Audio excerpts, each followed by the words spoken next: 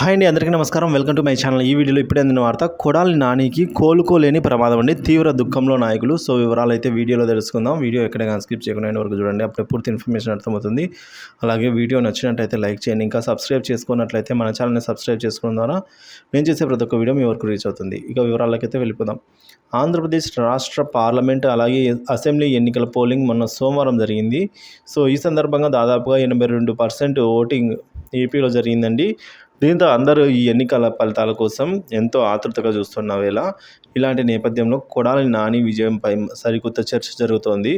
ఆయనకు YCP party cadre వెన్నుపోటు పొడిచినట్లు వార్తలు వస్తున్నాయి.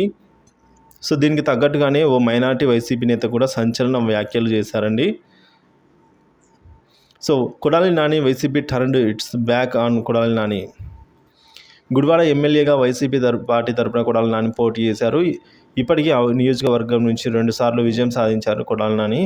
ఈసారి హ్యాట్రిక్ కొట్టి విజయ డంకా మోగించాలని ఎంతో ఆతృతగా ఉన్నారు కొడాలి నాని. అయితే అలాంటి కొడాలి నాని నియోజకవర్గంలో కొత్త అలజడి నెలకొంది. ఎన్నికల సమయంలో కొడాలి నాని బాగానే ఖర్చు పెట్టాడట. ఓటర్లను కొల్లగొట్టేందుకు వైసీపీ క్యాడర్తో డబ్బులు పంపిణీ చేశారని వార్తలు వస్తున్నాయి. సో మంగళగిరిలో అయితే నారా లోకేష్కు కొత్త టెన్షన్, మరో 5 ఏళ్ళు ఇట్లా.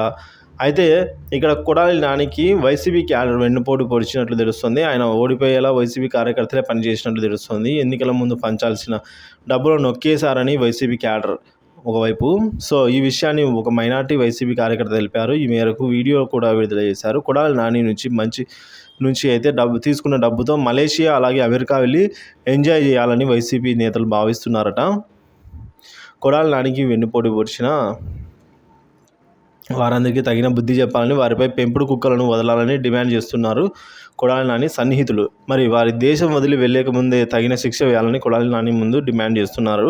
కొడాలి నాని ఓడిపోయేలా చేసిన వీరంతా వారికి అందరికీ శిక్ష పడాల్సిందే అని డిమాండ్ చేస్తున్నారు. మరి దీనిపై కొడాలి నాని ఎలా స్పందిస్తారో వేచి చూడాల్సి అయితే ఉంది. సో ఈ విధంగా కొడాలి నానికి కోలుకోలేని ప్రమాదం అయితే ఎదురైంది.